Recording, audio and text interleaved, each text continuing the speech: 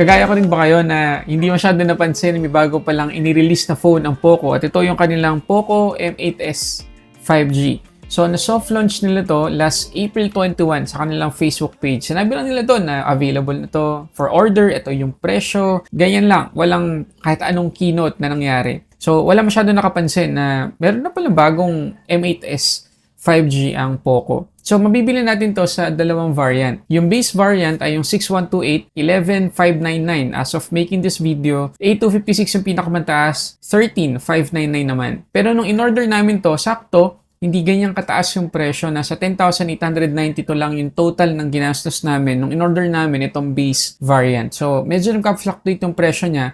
Mas maganda, i-check nyo na lang yung link dyan sa description box sa baba or yung shopping icon dito sa YouTube para malaman ninyo agad yung updated na price nito. Okay, so ito yung box ng Poco M8s 5G. So, ang in-order namin ay color white. Pero if ever na ayaw nyo ng white, meron namang isa pang kulay, yung black. So, wala namang masyadong special sa kanyang box. So, open natin agad. So, ito yung ating document sleeve. Una natin makikita pag open natin ng box.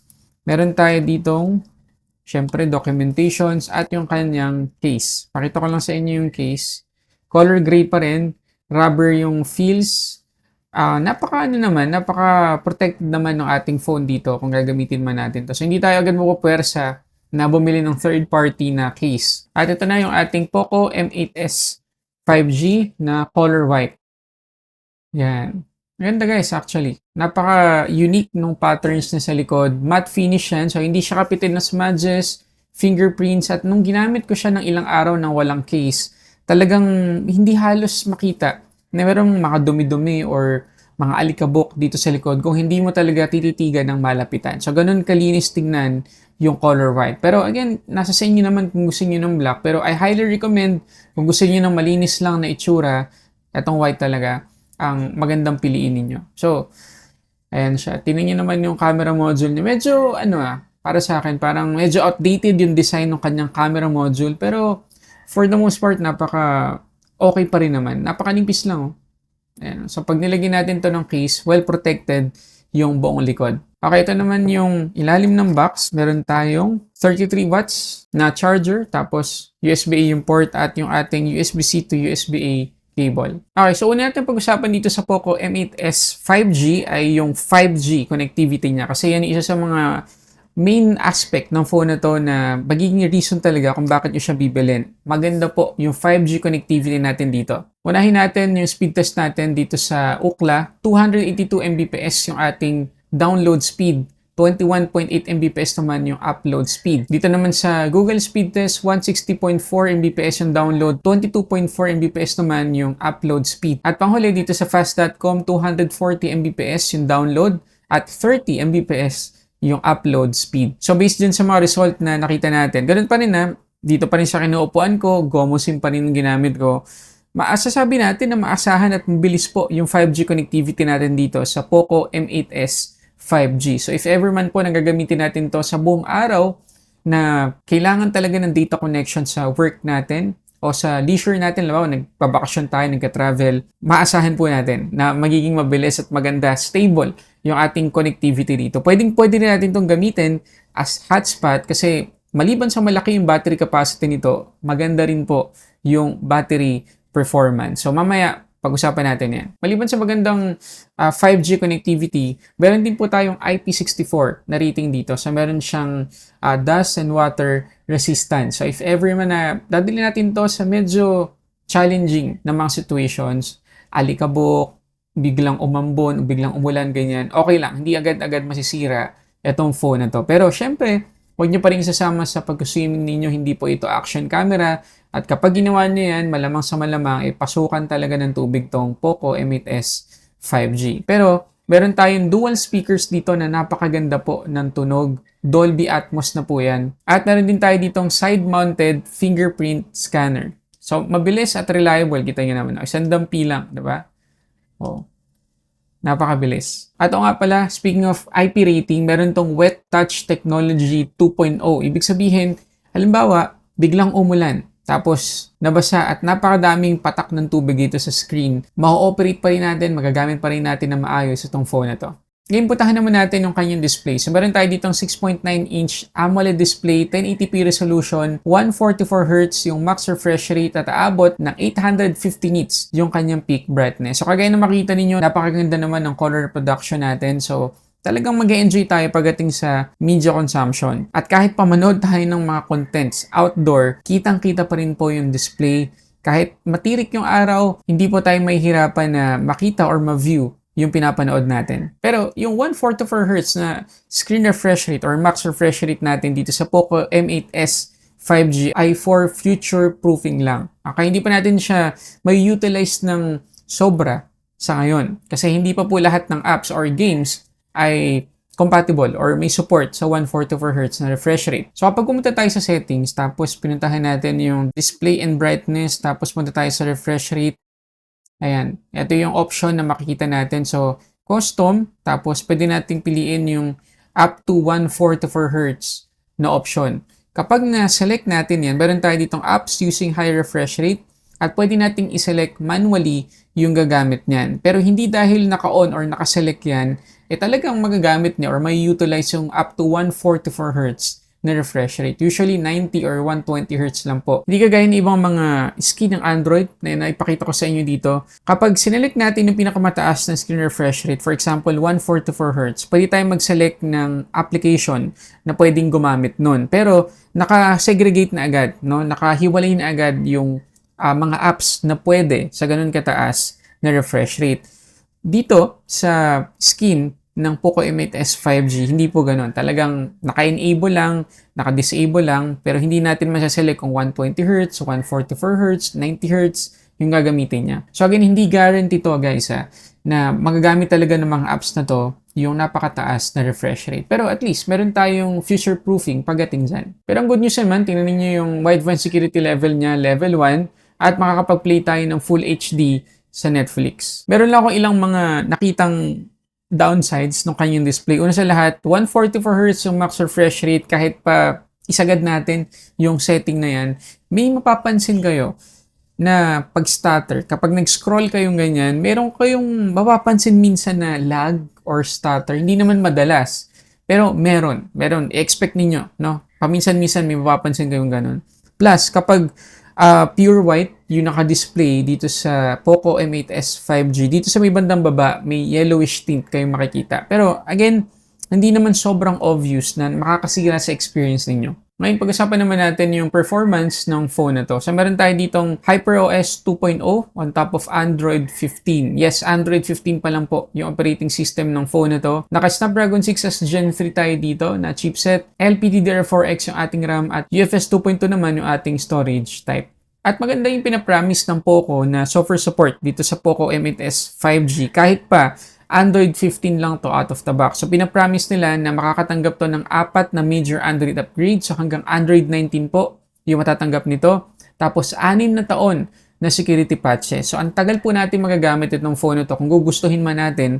Kasi nga, makakatanggap tayo ng mahaba-habang software support. Pero, upon setting up the device guys, asahan ninyo, kagaya ng ibang mga phones ng Poco na uninstall ko na lang pero napakadami pong bloatwares out of the box. Meron din tayo ditong memory extension or virtual RAM up to double ng kanyang physical RAM. So kung 6128, another 6 GB yung pwede nating i-add sa kanya. So magiging 12 GB yung total. At kapag ginamit natin yung kanyang memory extension, 646,566 yung nakuha nating Antutu score, which is very decent, napaka-acceptable na performance na yan para sa presyong to. Kapag hindi naman natin ginamit, 644,246 yung ating score. So medyo bumaba ng kaunti. Ibig sabihin, enough na enough yung bilis ng kanyang internal storage para mag-improve yung performance ng phone if ever man nagagamitin natin yung virtual RAM. At pagdating naman sa wildlife stress test, kita nyo naman guys, napaka-impressive. Walang nabawa sa kanyang battery pagkatapos ng napakahabang test na yon at 5 degrees lang inadagdag sa kanyang temperature. So, battery consumption, goods na goods, at kahit sa thermals, okay na okay din itong phone na to. Ngayon, pagdating naman sa gaming, syempre casual gaming lang yung pwede nating maasahan dito sa phone na to kasi hindi naman ganun ka-powerful yung Snapdragon 6S Gen 3. So, tamang-tama lang yung magiging performance niya pagdating sa mga casual gaming. At pag-usapan naman natin ngayon ang kanyang battery. So, 7,000 mAh yung battery capacity natin dito na capable sa 33 watts na fast charging. At impressive yung nakuha nating SOT dito. Nakakuha lang naman tayo ng 21 hours and 21 minutes na screen on time. Impressive talaga yan guys para sa ganitong presyo. At considering na pwede ito sa 5G connectivity, tapos 144Hz AMOLED pa yung kanyang display, talagang ang tagal po natin magagamit tong phone na to sa isang charge lang. Tapos dahil hindi tayo madalas magcha-charge, mapaprolong natin yung kanyang battery health at dahil dyan, may enjoy po natin yung mahabang software support. At pagdating naman sa charging, from 19 to 100%, 1 hour and 21 minutes ko to na charge. At pag-usapan naman natin ngayon yung camera. Alam ko maraming sa inyo yung nag-iisip na dahil hindi ganun kamahal or hindi ganun kataas yung presyo ng phone na to, baka yung camera yung compromise. Well, para sa akin, hindi. Maganda yung camera performance ng phone na to. Mamaya, pakita ko sa inyo yung mga sample pictures at videos. Pero, keep in mind lang na hindi tayo makakapag-shoot dito ng 4K. Ayan, ngayon pa lang sinasabi ko na. Pero tingnan niyo mamaya yung quality ng kanyang mga video sa harap tsaka sa likod. Doon muna tayo sa camera specs. So, meron tayo ditong 50 megapixels na main shooter, tapos auxiliary camera yung pangalawa dyan sa likod, tapos sa harap, 8 megapixels. So, tingnan niyo, hindi kayo madidisappoint sa mga sample photos at videos para sa presyo niya.